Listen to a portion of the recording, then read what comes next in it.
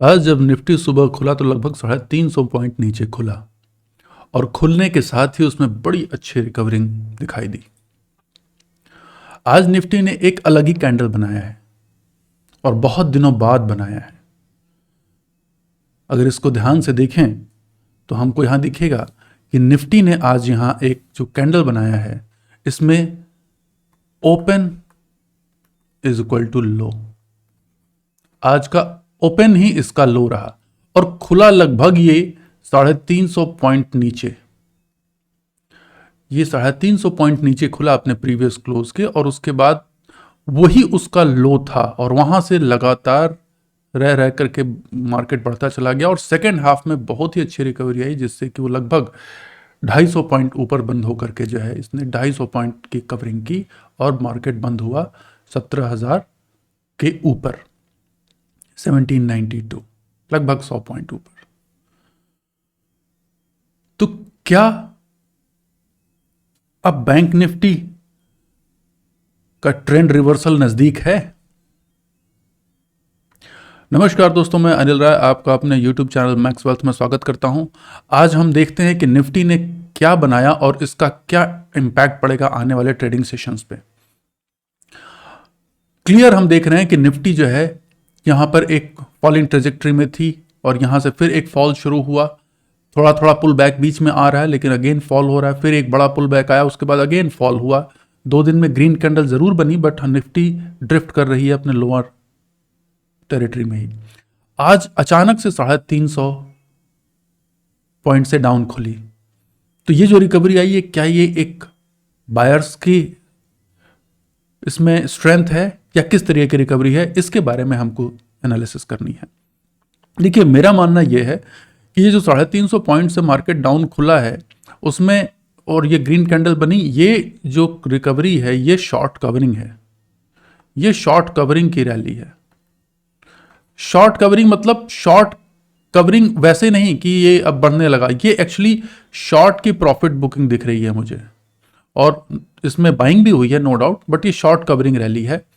और उसमें हुआ क्या, देखिए, ये जो लोग थे जिन लोगों ने यहां से शॉर्ट इनिशिएट किया था, जब वो यहां आए तो यहां ध्यान देखिए, ये 16,800 का जो लेवल है ये बहुत तगड़ा सपोर्ट लेवल है। यहां आने के बाद उन्होंने अपने शॉर्ट के सौदे काटे, यहां पे शॉर्ट कवरिंग उनका प्रॉफिट बुक किया और वो उसका नतीजा ये रहा कि इसमें बाइंग आई। उनकी प्रॉफिट की थैली जो है ना, उनका गल्ला भर गया था एकदम, यहां से शॉर्ट नीचे आते आते और सडनली जब 350 पॉइंट नीचे खुला तो सुबह सुबह जब उन्होंने बाजार देखा 350 पॉइंट नीचे खुलते हुए, तो वो उतना बड़ा प्रॉफिट, देखिए कोई भी देख के उसको रोक नहीं पाएगा अपने आप को कि भैया इतना ह्यूज उन्होंने शॉर्ट किया हुआ है और उन्होंने ह्यूज अचानक एक ही दिन में इतना बड़ा प्रॉफिट मिल रहा है, तो यार उसको ले लो, क्योंकि मार्केट जो है अपने प्रीवियस एक सपोर्ट के पास खड़ा है। तो ये बहुत कॉमन सेंस की बात है, ये एकदम कॉमन प्राइस एक्शन स्ट्रेटजी है, ठीक है। ये एक कॉमन प्राइस एक्शन स्ट्रेटजी है कि जब भी बाजार अपने इस सपोर्ट के पास पहुंच रहा है और आप शॉर्ट करके बैठे हैं तो इस सपोर्ट के पास आप हमेशा अपने शॉर्ट को बुक कर लेंगे सेफ्टी के लिए, ठीक है। तो यही हुआ आज के मार्केट में और देखिए ये मार्केट में यहाँ पे जैसे ही ओपन हुआ, ये ओपन ही आज का लो रहा, लोगों ने तुरंत अपना प्रॉफिट बुक करना शुरू किया और धीरे धीरे बाजार ऊपर की तरफ गया और सेकेंड हाफ के बाद तो भैया पूछना ही नहीं है। उसके बाद बाजार बहुत अच्छे तरीके से रिकवर करके उसने अपने हाई में 250 पॉइंट मार्केट रिकवर हुआ, 350 पॉइंट के गैप अप के साथ खुला था, 250 पॉइंट रिकवर हुआ।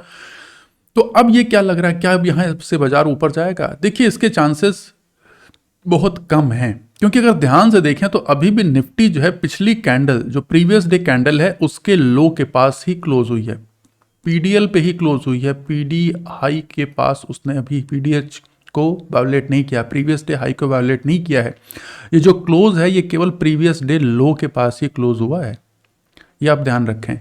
तो ये कहीं से भी ऐसा नहीं लग रहा है कि इसमें जो है बुल्स जो बहुत ज़्यादा स्ट्रांग हो गए, ये कहीं ना कहीं एक ये प्रॉफिट बुकिंग है शॉर्ट के साइड की और कल हो सकता है फिर यहाँ से एक डाउन ट्रेंड मूव शुरू हो जाए। और अब रिस्क ये है कि यहाँ पर चूंकि ये निफ्टी का प्रीवियस लो था, ये लो पॉइंट था और यहाँ से इसने हाई बनाया, इस हाई यहाँ पर देखिए ये स्ट्रक्चर बन रहा था, लोअर लो, लोअर हाई, लोअर लो, लोअर हाई और ये लोअर लो, ठीक है। अब यहाँ पर इसने एक हायर हाई बनाया। अब यहाँ पे प्रॉब्लम ये है कि अगर पिछला इसने सपोर्ट लिया तो ये जो है इस लोअर लो से ऊपर ही रहा, नीचे नहीं आया। इस लोअर लो के, ये जो लोअर लो है यहाँ पे, इसके ऊपर ही है, नीचे नहीं आया। अगर मार्केट में ये, एक मिनट में जरा इसको क्लीन कर देता हूं,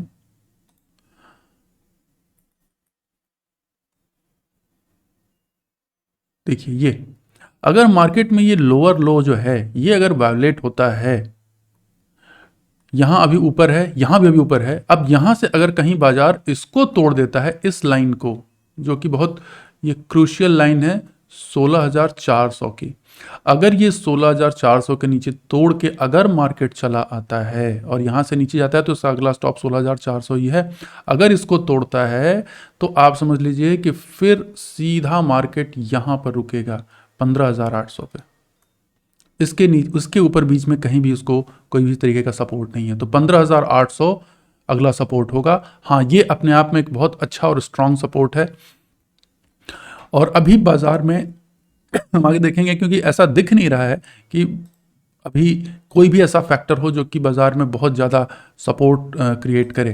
देखिए, कोविड के बाद से बाजार लगातार केवल ऊपर ही ऊपर चढ़ता चला आया और यहाँ पर अब ऐसा लग रहा है कि ये देखिए यहाँ से ये अब ये ग्रोइंग फेज में था मार्केट, यहाँ पे साफ दिख रहा था, यहाँ पे मार्केट ग्रोइंग फेज में था, ठीक है। अब ये डिस्ट्रीब्यूशन फेज दिखाई दे रहा है, ठीक है। जिन लोगों को पता होगा डिस्ट्रीब्यूशन फेज का मतलब, ये जो इतना ह्यूज प्रॉफिट बिल्डअप हुआ है अब यहाँ उसको पास ऑन किया जा रहा है। अब वो जो बड़े प्लेयर्स हैं वो अब रिटेलर्स को वो पास ऑन कर रहे हैं, ठीक है।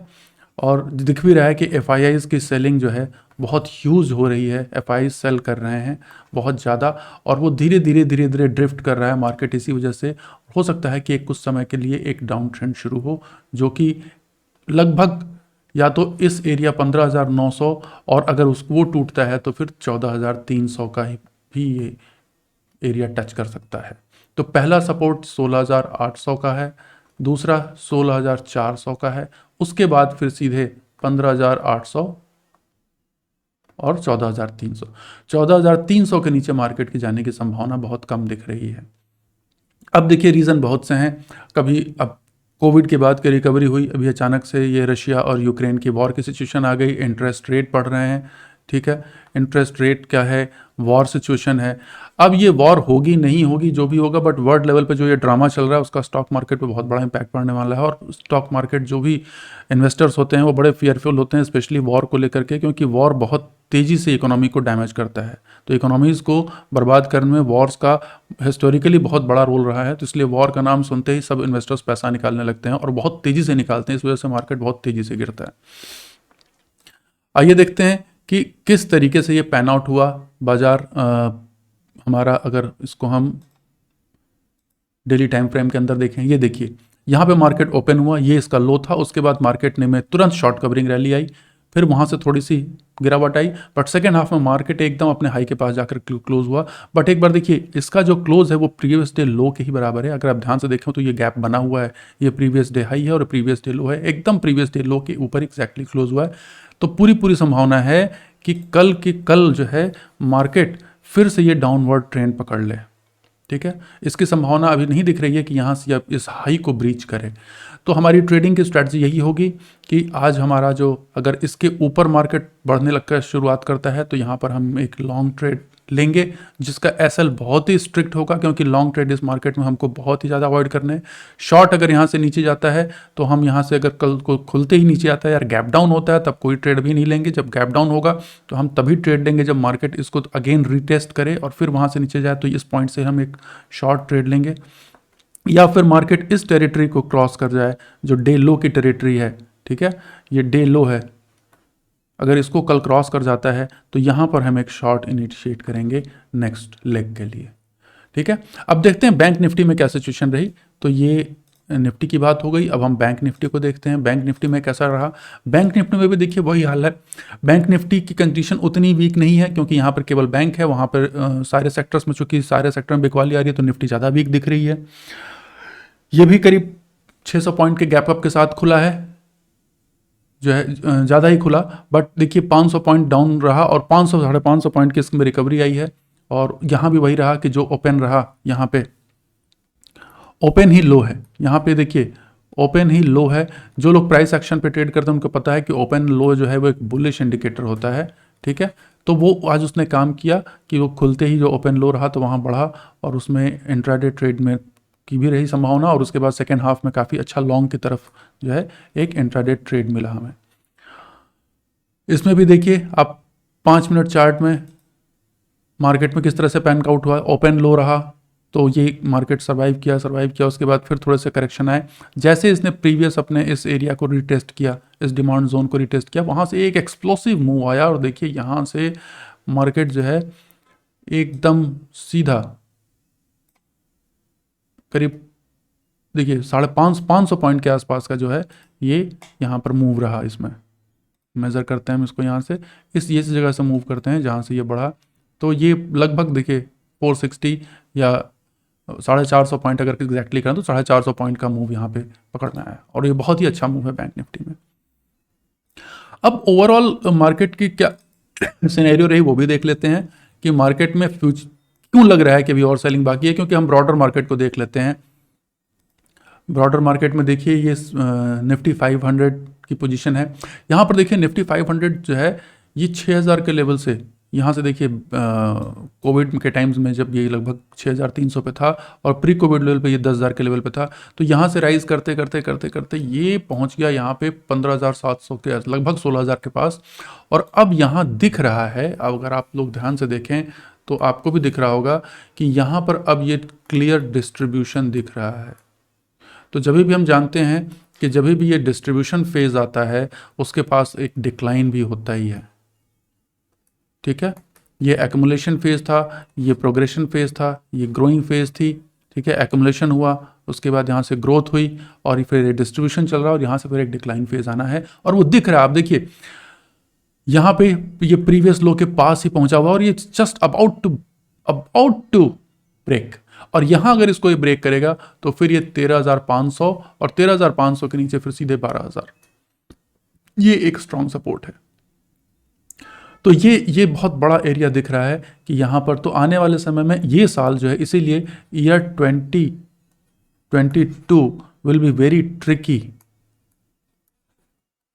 For new investors, new traders, specially new traders और इन्वेस्टर्स, ठीक है।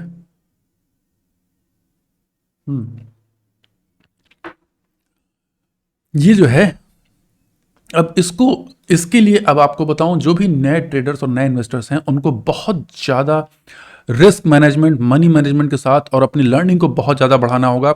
ये पिछले 1.5 साल में जो 18 महीने 2 साल के लगभग का जो टाइम था जिसमें कि वो जो भी खरीदने बढ़ते जा रहा है, जो भी कुछ खरीद लो, कुछ भी पेनी स्टॉक से लेकर के कुछ भी खरीदते जाओ बस वो बढ़ना, ये एक ही डायरेक्शन था कि बस आप खरीदो, वो आज नहीं तो 10 दिन बाद उसको बढ़ना ही बढ़ना था। अब वो स्टोरी ख़त्म हो चुकी है मार्केट से, वो स्टोरी अब नहीं रही मार्केट में। अब यहाँ पर ये ध्यान रखें कि अब ये बाजार में जहाँ जो अब केवल हीरा ही चमकेगा, अब यहाँ पे वो काम नहीं रही कि कोयला भी जो है वो हीरे के भाव बिक गया, अब यहाँ केवल और केवल डायमंड ही शाइन करेगा, डायमंड विल शाइन ओनली, ठीक है। तो ये टाइम जो है, throw all the garbage,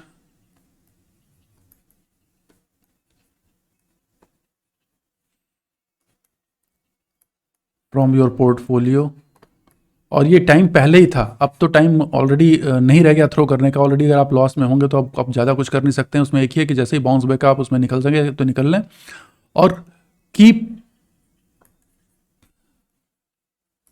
diamonds, ठीक है। और दूसरी एक और चीज़ है, ये टाइम है कलेक्ट करने का, कलेक्ट डायमंड्स, ठीक है। वो शेयर्स जो बहुत महंगे हो गए थे, जिनकी रेवेन्यू आप देखो क्वार्टर बाय क्वार्टर इंक्रीज कर रही है, जिनकी profitability quarter by quarter increase कर रही है, जिन पे कोई डेट नहीं है, हाँ, तो वो फैक्टर्स आपको पता होने चाहिए कौन कौन से फैक्टर्स हैं जिनसे कि हम डायमंड्स को सर्च करते हैं।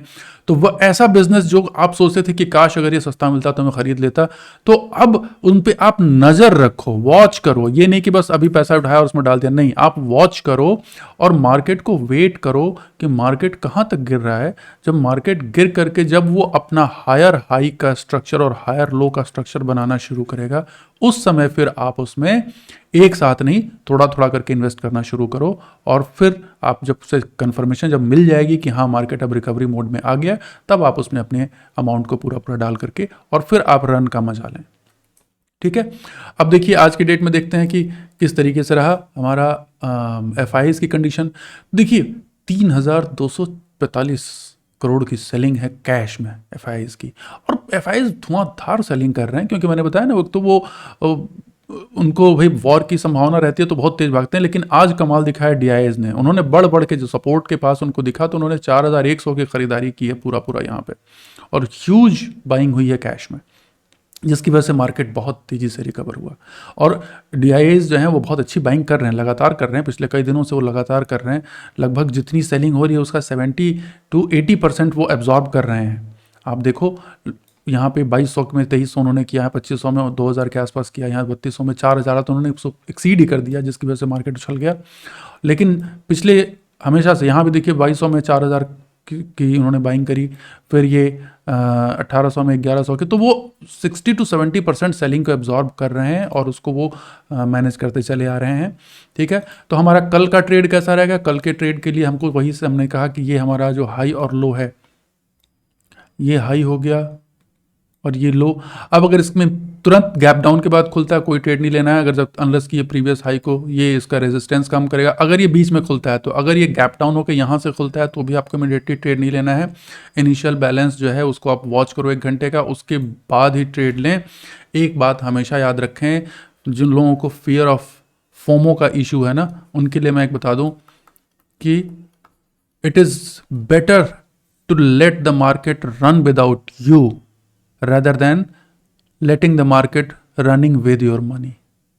ठीक है, तो मतलब इसका यह है कि भैया आपसे ट्रेड छूट गई, मार्केट ऊपर भाग गया, आपका पैसा रह गया, कोई बात नहीं है, कोई चिंता की बात नहीं है। चिंता की बात तब होगी जब मार्केट आपका पैसा लेकर के भाग गया और आप खाली हाथ रह गए। तो अपने पैसे को बचाओ, फियर ऑफ मिसिंग आउट ये दिमाग से हटा दो। फोमो जो है ना, ये सबसे ज़्यादा डेंजरस चीज़ है। तो जब भी दिमाग में फोमो आए, जब भी लगे कि नहीं नहीं भाई मुझे तो जो है अब यार पता नहीं मैं अभी ट्रेड ले लूँ, पता नहीं यहाँ से भाग जाए ऊपर, तो भैया भाग जाए तो भाग जाए ना, पैसा तो तुम्हारे पास घर में पड़ा हुआ है। कहीं तुम्हारा पैसा लेके भाग गया तो आपने उसमें लगाया और उसके बाद वो पैसा लेके डूब गया। ठीक है, तो आप ऐसे किसी भी ट्रेड में न लें। अभी मार्केट बहुत वोलेटाइल है, आप लोग देख रहे होंगे कुछ दिनों से अगर आप ट्रेड कर रहे होंगे तो SL बहुत तेज़ी से हिट हो रहे हैं, और अगर आप SL छोटा रखेंगे तो वो तो 100% हिट होगा, और बड़ा SL भी आजकल हिट हो जा रहा है। तो इसलिए SL का कॉन्सेप्ट बहुत ज़्यादा इधर के मार्केट में काम नहीं कर रहा है, क्योंकि बहुत हाई वोलेटिलिटी है मार्केट में, और ऐसे समय में कैश लेके बैठे रहना ही सबसे बड़ी बुद्धिमानी है। ठीक है, तो भैया please keep your cash if you have. अगर पहले ही आप लोग लगा करके बैठ चुके हैं, सारा डाल के बैठ चुके होंगे, तो फिर तो कोई बात ही नहीं है, आपको चुप से बैठना है। But if you have your cash in your hand, please keep you with your self, और उसको रखें अपने साथ में।